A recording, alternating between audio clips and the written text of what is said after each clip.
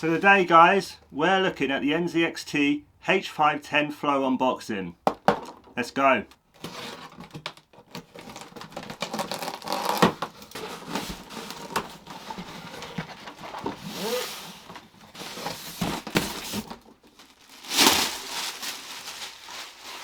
So this is the new H510 Flow from NZXT. So the big reason why most people are going to buy this is the perforated mesh at the front here. So let's start with the front. As I said, the perforated mesh at the front here, which allows good airflow, which is obviously what most modern gaming PCs want nowadays, because airflow is really important to feed fresh air into your components and to keep them cool, obviously.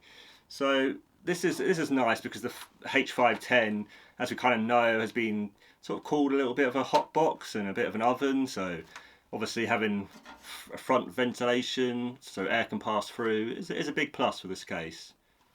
So let's just take off this little front part now.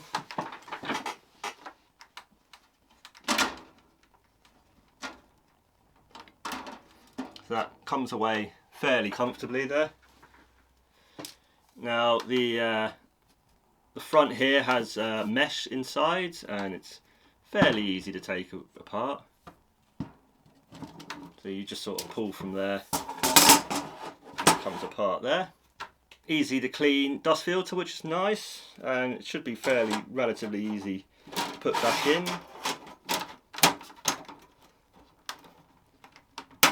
Okay, so there we go, that's relatively easy. Like I said, good perforation at the front, which is obviously going to be beneficial for airflow. Let's show you the front now. So the front can hold two 140 fans, 140mm fans, or two 120mm fans. It comes pre-installed with one 120mm fan, which is black. There's only a 3-pin connector, so you won't get the PWM control with this fan.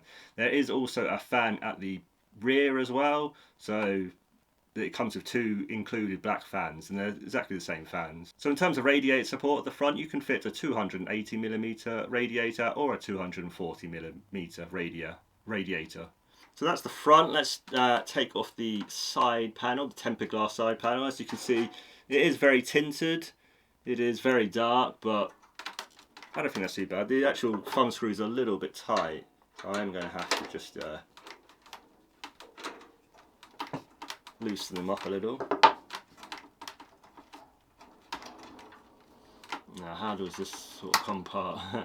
And it is captive actually at the back, this screw for the tempered glass. I think it just kind of pulls out a little bit. Yeah, we'll be a little bit careful how that comes out. I thought that was nearly going to drop then. So, as we can see, there's plastic there, and it is good tempered glass. You know, that is pretty thick. You won't be able to see on the won't be able to pick that up too much on the camera, but you know, it's pretty thick. So we'll come back to the sort of front area. So as I've talked about the front here, but we'll come back to the sort of side area, sorry. Let's go to the top panel now. So the top panel, pretty much the I/O, very basic obviously, a clicky power button. We have one USB 3A port, as well as a USB-C port as well. And then the headphone and micro jack combo. That will come with the accessories. It comes with a splitter, so you can put your headphone and microphone splitter into there. The rear of the top, it comes with a mount for a 120mm fan, or also a 140mm fan as well. So moving to the side, our I/O bracket sort of mount area for your motherboard. We have one 120mm fan installed, as I said, and it can only take up to 120mm. Unfortunately, there's no 140mm support at the back, unfortunately. We have 7 removable PCIe brackets here, well, PCI brackets, sorry. And there is like a little kind of cover here to actually kind of press into your graphics cards and what have you, into your slots. But I don't really like these, but they're okay. And also the thumb screws are a bit too tight to do, but I can show you them in a bit of B-roll. And then just our ACX cutout for our power supply, which is a fairly large cutout as well, so you won't have any problems fitting any power supplies into there. On the back here, pretty simple. There is a hard drive sort of caddy area, There's 4 screws, so if you want to take the actual caddy out, you can, or you can just move it along the rails if you want it in a different position. And we also have a dust filter here for the power supply. Pretty much what you'd expect. It's a fairly good quality one. In terms of more budget end cases, this is actually one of the better ones. So I paid £60 for this case, which I think is a pretty decent price actually. When you consider this isn't from a budget manufacturer, this is more like a premium manufacturer. NZXT is one of the more sort of premium case builders, so, or sort of like case manufacturers, if you will. So I think for £60 this is actually quite a good bargain, because you do get the airflow at the front, you get a solid case from a solid manufacturer, and I think it's a good deal. So yeah, and also forgot to mention there is actually 4 quite good legs at the bottom of the case here, and probably a good amount, probably like about 1 inch or so of thickness there. So you've got your PSU can obviously breathe at the bottom, which is great. Moving to the rear of the case now with 2 thumb screws, which actually I can undo these ones, which are good. And they're obviously captive as well, which is nice, but kind of respect that nowadays. You kind of got to push it out, and then it kind of comes down with this one. So you kind of push out a little bit. For the I/O, as we said, there is a front audio connector. We have our USB 3A connector. We have our USB-C connector, which probably for most people they're not going to be using this, but it's there if you do need it. Has a little sort of cap, I think. Yeah, has a little cap so you can put that on. Probably the best thing I think about this case, or sort of one of the better things anyway, that NZXT always do with their cases, they always put a front panel, which is like an all-in-one block. I'll get close-ups of this, but yeah, it's a great feature, because usually with cases they have all those little funny connectors, like the power switch and reset switch and all that crap, but this is actually really good. This connector should be made universal for me and should be on all cases, but anyway, that is what it is. So we have our little accessories box here, which yeah, I'll go through that now actually.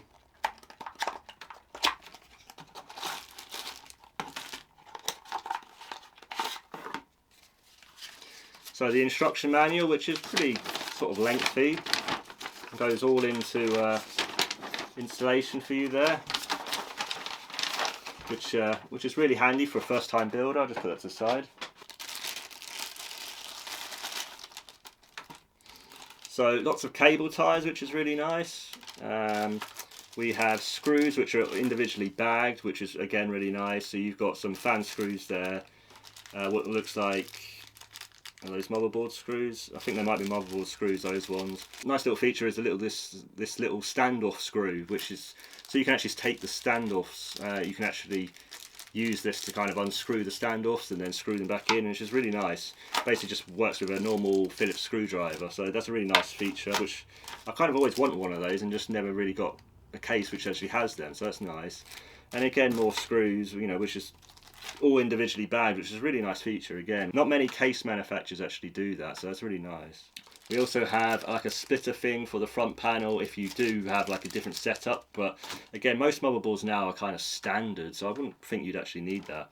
And then obviously these headphone and microphone jack separate sort of connector here, which I think is really important, because so many people are going to be using headphones which have a separate headphone and microphone jack, so to actually have this cable included is a nice feature. So as I said before, this hard drive caddy here is actually removable. Again, I'll get close-ups of this, but yeah, it can fit 2 hard drives in there, and I think it will fit a 3rd SSD on top, so I think you can get 3 drives on there, but I'll put it down I'll put it down below just in case for if there is any changes.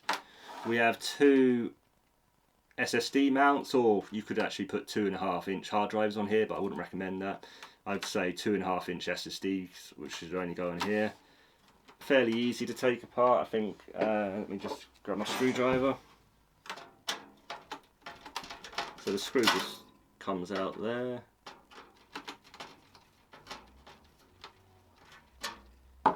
And then I think they just slide off.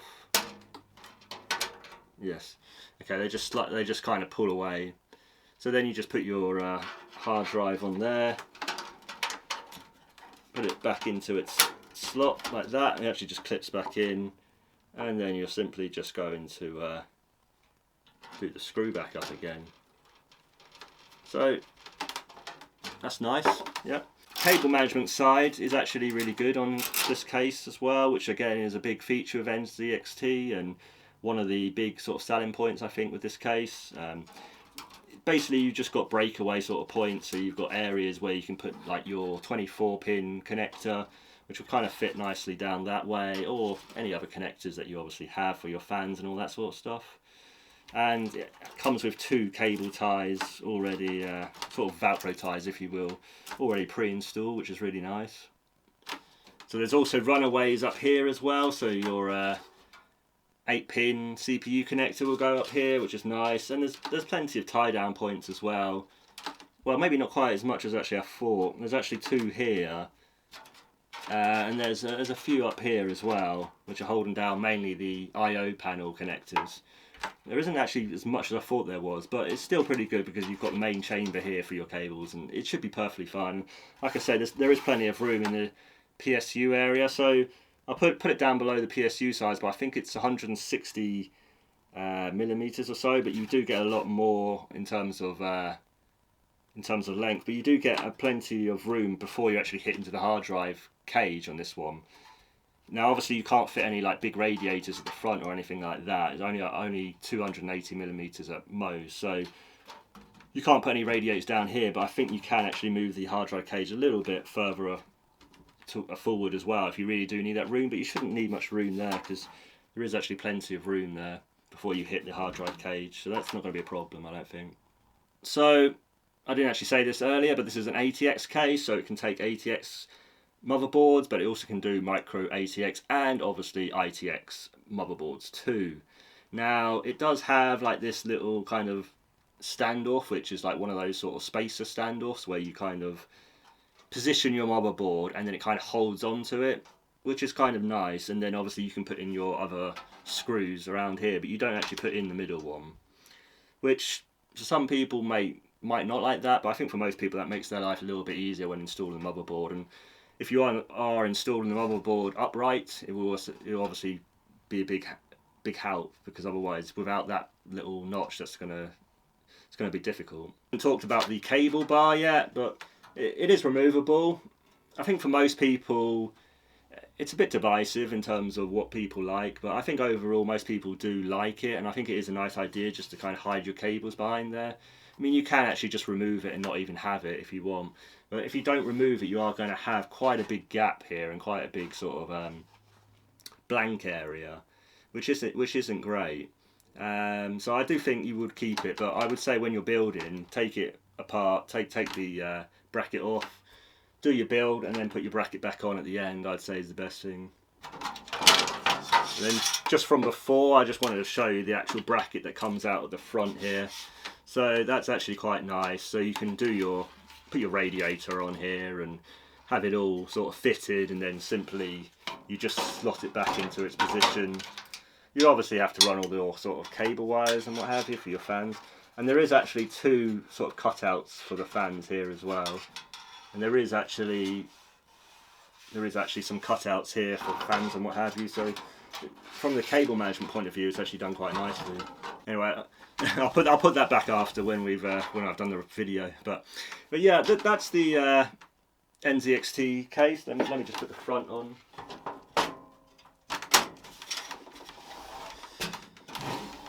So yeah, as I said, the main feature of this case is obviously the perforated front, the airflow at the front. So that's kind of the main selling point. And I do think for £60, it is quite a nice case, and I do like the design of it. It's very minimalist, and obviously if you're going for like a big RGB build, you can do that. You can put in 4 fans here and you can make it quite a showpiece, but at the same time, if you want a very minimalist, maybe like a designer sort of PC, which is sort of kept under the table or kept away, and you just want something which is quite nice and sleek that kind of fits in with an office but isn't showy, then you can do like this all black build, and it's all very, very nice and modern, and it looks good. So yeah, I mean, I'm really excited to do a build in this, and also we'll have a review of this case as well. So obviously, please subscribe to see that.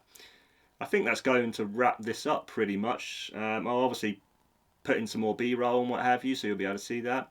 But yeah, if you did enjoy this video, please give me a like, and please obviously leave a comment on what you think of this little case, which, you know, I would love to hear what you think of it. So let me know, and I will see you guys in the next one.